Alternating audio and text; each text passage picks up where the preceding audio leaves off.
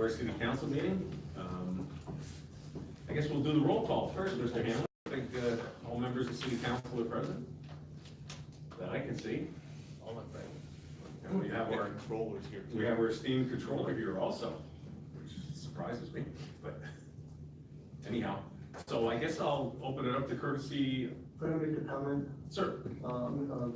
President McLean, Vice President, the City Council members, I request that the time be put on the screen. If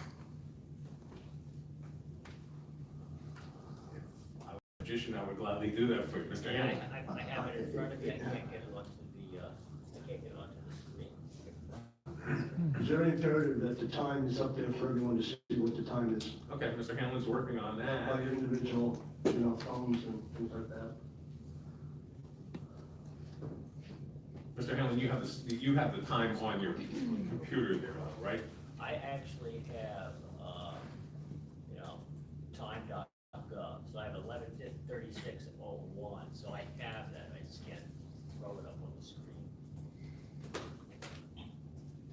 I have it on my computer screen here. All right. Well, while you're working on that, we can still open it up to, Okay. we can still open it up to courtesy of the floor. What do you have, Mike? 11:36, 25. Huh? Let me No, I need you seven. Stop right. Okay. You want 3 minutes?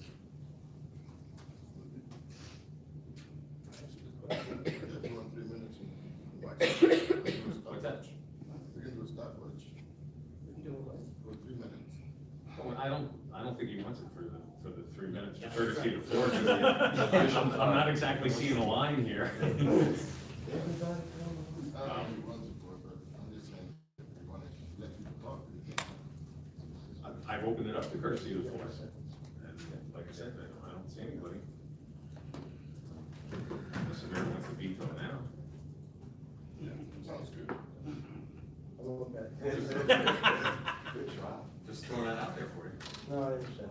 Give me a- No one out there want to speak on this? Well, no, speak on just. Speak on They anything. can't No, speak we on can't- this. we can't speak on this until. There you after. go. I want to know why you're dressed Since like I'm that. dressed up, I might as well come. Yeah. Edward John White, Highland Street, West Allentown. Can you use my stopwatch? Mr. President, council members, your honor, and the administration. I'm here because it's a special meeting of city council to discuss the budget dilemma that you face. I expect that the mayor will probably veto the amended budget that you passed last week, and that you'll hopefully have enough time to decide whether to override that veto or not. I'm not here to tell you what to do or to tell the mayor what to do. I'm going to express my opinions to each of you individually and to the mayor personally and privately. But I think that it's important, whatever happens tonight, to keep in mind that in budgeting, you really only have 3 options: raise revenue, cut expenses, or a combination of the two. I think the mayor submitted a budget based on what happened in the past 13 years that he felt was necessary for the city of Allentown to be on a sound financial footing, and that your amended budget attempted to do the same by lessening the blow to the Allentown taxpayers. I commend you both for the work. It's a significant document. It's a lot of work that went into it by the mayor, his staff, and city council, and your assistants. And I think it's important to reflect on the priorities of the city, and also to decide what you want the city to be going forward, whatever happens tonight. So I encourage all of you and the mayor to really look into what is in the best interest of everyone in the city, not just those who can afford any tax increase of any percentage, and also to look at every item as a line item, of whether it's necessary spending and whether it's reasonable, and whether any cuts can be made. Because quite frankly, whether I can afford to pay an additional 20% on my city property tax or not, I know there are those who cannot. And I think this budget should take those people into account. Their voice has often been silenced. And maybe they don't come out and vote all the time. Maybe they don't come to city council meetings, but they still have the same rights that those of us who do express. And so I'd ask the mayor and members of city council to keep all of those people in mind as you make your decisions tonight. And I urge you to find a budget resolution in the remaining minutes of this time before the deadline of December 15 expiring that will work for all of Allentown. Thank you very much, Mr. White. I wholeheartedly agree with you. One of the things we want to look at at the beginning of next year is the budget process, even if we have to sit in a room and out for a weekend rather than just go through this. Sir, good evening. Yes. Joe Hoffman, new address, 761 St. John Street. Mr. Hoffman, sorry, Mr. President, I'm wondering if the mic's on, if we're getting this for the record, because I thought I heard this when Mr. White was speaking, now I hear it with Mr. Hoffman, I'm not sure the mic's on. Okay, thank you, I apologize, Mr. Hoffman, thank you, Mr. President. All right, we'll try it again. Joe Hoffman, new address, 761 St. John Street, Allentown, 18103. Phone number and email and everything is the same. I came up here one last time to talk about the subject that I've been talking about to everybody most of this year, which is revenue enhancement. I was very pleased to see earlier this week on the internet that there has been some very careful consideration given now to the types of revenue enhancement strategies that the city could use. There were a dozen separate strategies listed on there. I remembered the half dozen that I had prepared in March, and 4 of those 6 were on that list, so that made me feel a little bit that maybe I wasn't the only person in the universe thinking of some of these things. But I will offer one more time that in 2019, you must make that the year of revenue enhancement for the city. Whichever way this goes tonight, you need to find more money other than the taxpayer, and it can be done. Consortiums can be put up and set together. Corporate sponsors can be introduced into many of the factors that the city uses, and in so doing, you can generate significant amounts of money that you will not need to raise taxes so much or at all in the future. So I appreciate your listening to me all these months. I probably sounded like a broken record every time I came up here, but I really firmly believe that regardless of tonight, you've got to devote a whole year to revenue enhancement and let your city staff work on it, bring in people from the outside to help them, and let's get this done. Thank you. Thank you very much. I see the mayor taking notes on that. Mr. Huffman, you're like an old 45, it's a classic. Anybody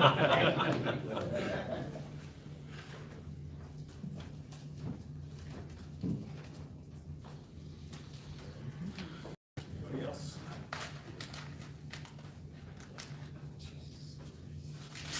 Time for my walk. All right, courtesy, the floor's over. The honorable members of the city council, our mayor, and our other public officials assembled here. First of all, I want to commend everybody here. This is a very tough decision. It's a very long-ranging decision, which is going to affect not only this budget year, but the budget years going forward. Several parts of this budget that I've glanced at have to do with addition of IT personnel, additional of public safety personnel, restructuring of the emergency management position in the city, all of which are vitally necessary.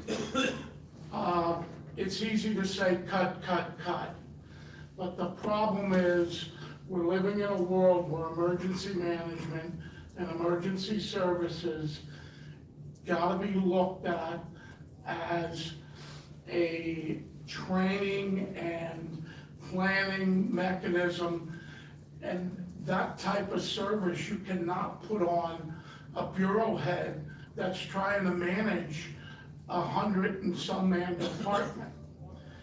If there is a disaster, i.e. the explosion on Turner Street, police and fire are gonna be tied up with dealing with the issues of the emergency.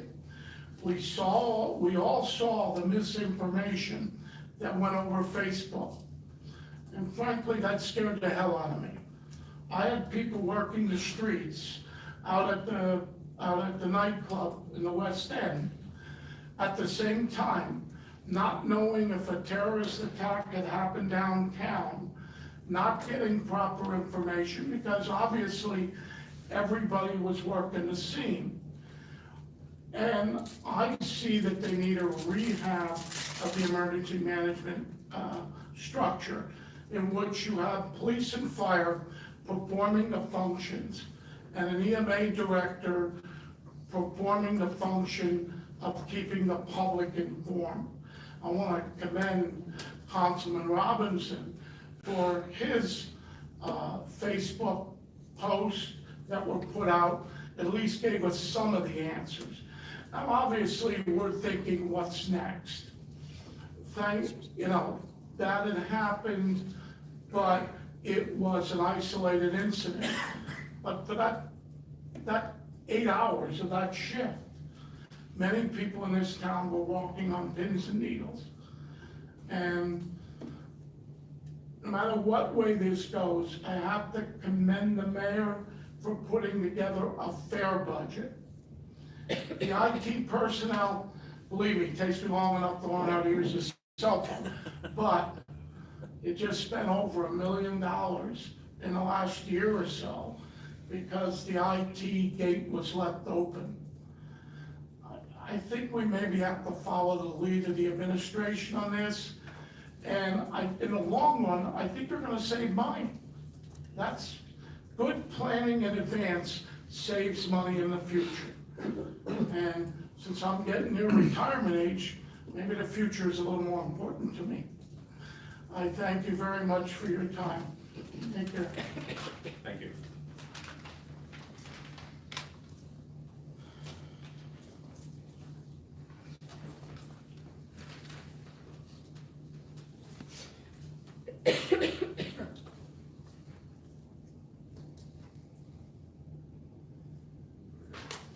So you have your pen there, Mayor, are you ready? I guess, any input from council, any council members? Mr. Breed? Thank you. This is one of the most probably ridiculous meetings I ever attended because we could have taken care of this at least in the last 5 days we had since we last met. And we could have came to an agreement that would be satisfactory to the mayor, to council, and it would be helpful for our citizens who are primarily getting the brunt of this. Unfortunately, we didn't, but I got dozens of comments from Facebook posts from people who are very dissatisfied for what we're doing, especially because they cannot afford 27% tax increase. There are people who said to me, and I'm not going to say name obviously, but that one that really hit my heart, say, hey, I can't afford a 27 tax increase. You giving the employees 3% increase, you giving them 7% in health benefits, and you charging me 27%, and those employees earn more money than I do. And I, unfortunately, may lose my house because of this increase every year. And those are things that really hit my heart, and that's why I was fighting, obviously, to lower the tax. Or that somebody else said, hey, you guys are trying to get rid of the poor people and those who cannot afford, those who live in fixed income in the city. And I'm not making this up. They're in my Facebook, you can go into it. And you look like you want to satisfy the rich people and giving money to, a lot of people say this, giving money for development, but you don't do what you need to do for the poor people in the city. And I'm not saying that I want to be the defender of the poor people in the city. Of course I care like everybody else, but I think this budget being 27% increase is really going to put a toll on some people who cannot afford to pay that. I'm not saying we don't need to raise taxes. Of course, we probably need to raise taxes a little bit, real estate taxes, but it doesn't have to be 27% at one shot. Most people say to me, you know, you can do it incrementally. You can do it probably 5%, 10% at a time every year. Hitting 27%, I'm not getting 27% increase in my paycheck. And those are the kind of comments that people make. And I know some people like Mr. Glazer and probably Mr. Robinson will probably disagree with me, and those who voted, I'm sorry, not Mr. Glazer, those who voted for the increase, it's not gonna be the Julio Howard, it's gonna be what people are saying. I'm being the voice for some people who are not here. What she's trying to say is you don't have to signal people out. I mean, Of course he does. Make your statement. Of course he does. And I'll tell you why, because every time we try to say something that disagree, you know, these two start talking and laughing and making motions, and that kind of thing is disrespectful for us. And I think we should be respectful to each other. That's what I'm saying, eh? I think we should respect each other, we should respect the public, and the public should respect us. When people come over here and talk about us here, from people from the public, and it happened at the last meeting, some people got really upset about that. And they should, because we should be respected. It should be a civil meeting. We should not be making fun of each other. We should be laughing at each other every time somebody says something. And we should be civil to each other, to the administration, and to the public. That's why. But I'll let you talk then, somebody who wants to speak and spend some time. I just gave my piece of what people are saying to me, and I think that should be the voice for them to say it, because they're saying it, and some people are obviously not listening. Thank you, Mr. Greedy. I would just, in a response to that, Mr. President, Mr. Greedy, how many years have you been chair of the Finance Committee on this council? I'm not gonna respond to you, you know the answer. I'm not gonna respond to that stupid question, Mr. Robinson. Well, then, Mr. Greedy, if you You're want to talk about. trying to create an argument, and I don't think we should. I don't think Mr. we Greedy, should I'm be not the arguing. one who singled out people by name, but if you want to talk about civility, I would say physician heal thyself. Mr. Greedy, you've been chair of the Finance Committee for many years, and there's one thing above all that you and I both agree on, which is that incremental raises would have been far more financially responsible. So my question to you is, how many times did you bring this issue up and propose a tax increase during the budgets while you were finance chair? Well, I never really brought it, we knew that we were gonna raise the taxes. So you knew it was gonna happen, but you never brought it up as a discussion point with the No, I previous never, administration? I did, I talked to the You just mayor. said you didn't. I talked to the mayor, oh no, I didn't bring up that it was gonna be 27. That's not the question I asked, Mr. Greedy. I Well, asked, how that's many my answer. times did you bring up the idea of an incremental tax increase and make a formal proposal during budget season when you were chair of the Finance Committee? I didn't, because I really didn't wanna raise taxes. So the reality was you knew that a problem was coming, you just didn't want to deal with it because it would be politically unpopular. No, I'm not running next year like you are. It's not, I don't do things here because it's political and popular. I do things here because it's the right thing to do for our residents, Mr. Robinson. Well, You Mr. might Greedy, do I things- asked a You might question. do things because it's politically possible for you, who's running next year. I'm not running next year. Mr. Greedy, I don't know many politicians that think it's a good idea to vote to raise taxes 27% before they run. I did because it's the most reasonable, appropriate, and responsible financial decision for this city. I don't think it is at this point. It may be responsible for you because you can afford it. But talk to the people out there who cannot afford it, who live in a fixed income. Mr. Greedy, I have, and contrary to what you stated previously, that I must only be talking to millionaires, as I I've didn't say stated. that. Yes, You must be actually, you did, Mr. No, I said Greedy. you must be talking to rich people. I didn't say the Excuse word me, millionaire. rich people as opposed to millionaires. Let's parse hairs on this. Mr. Greedy, I have spoken to people on fixed incomes. I have spoken to renters because I actually go to the community meetings throughout this city with regularity.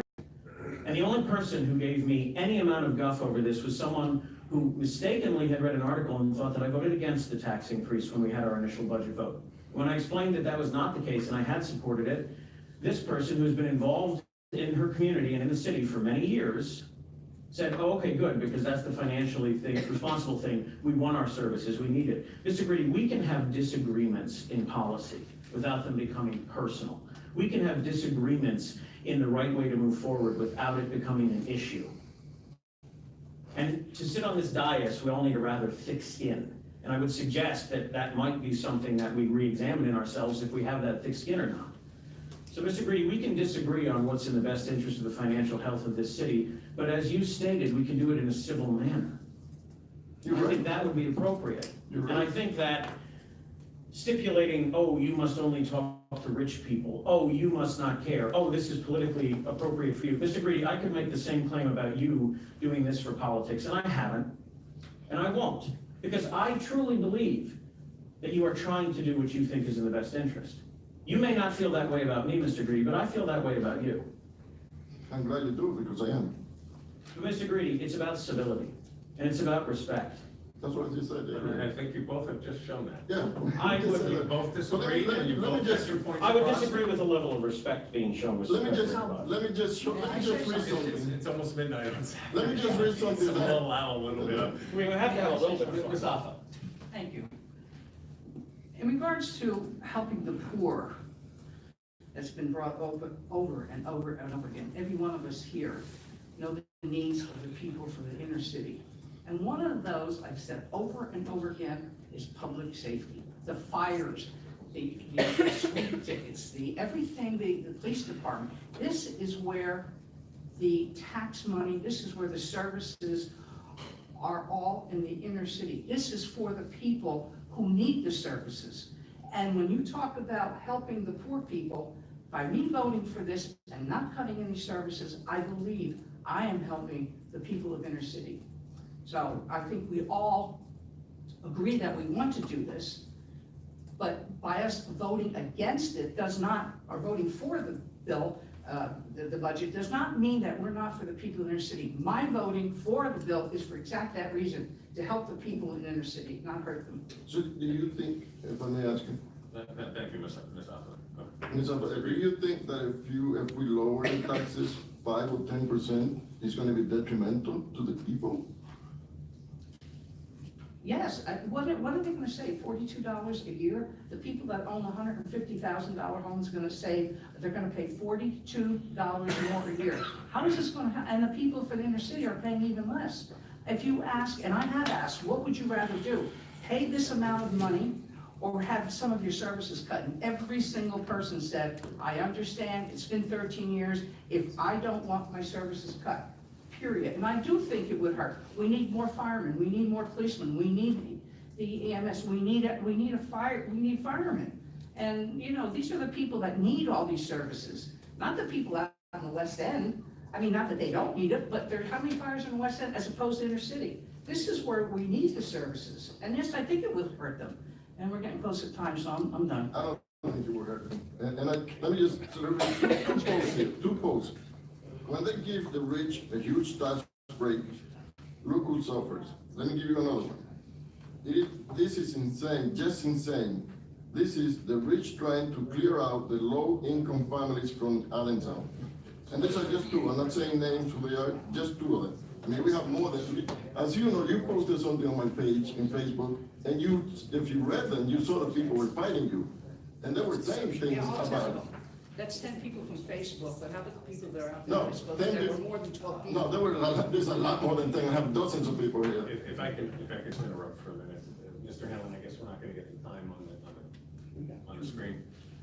And instead of arguing amongst ourselves, maybe we can give the time for the mayor to Well, veto. not necessarily, if we keep talking, probably you won't be able to keep doing. Well, that's why I'm stopping this. Oh, there's at least one person watching the clock. We can keep talking, and we don't veto. 2 minutes. If we talking more and he doesn't get to talk, he won't be able to veto it. You know, it doesn't require Nice try, time. Mr. Green. Well, I understand your approach too, but I don't expect that's gonna happen.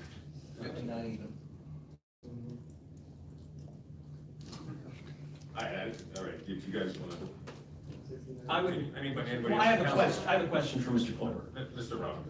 Mr. Kloiber, just so that we know if the mayor does veto in the next 45 seconds, we do need to allow time for both council and the public to speak on, once there's official action, correct?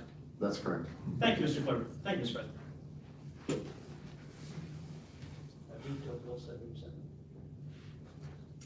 Yeah, I have Bill 77 in front of me, veto. All right, we have veto on bill number 77, and we'll open it to the public first.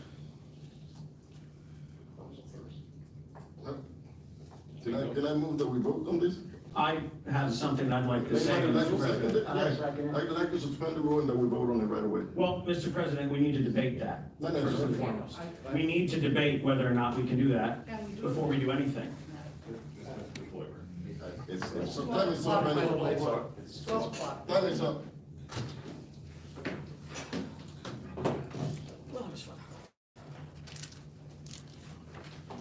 okay. This meeting's adjourned. Thank you, President McLean. Vice President Atkins.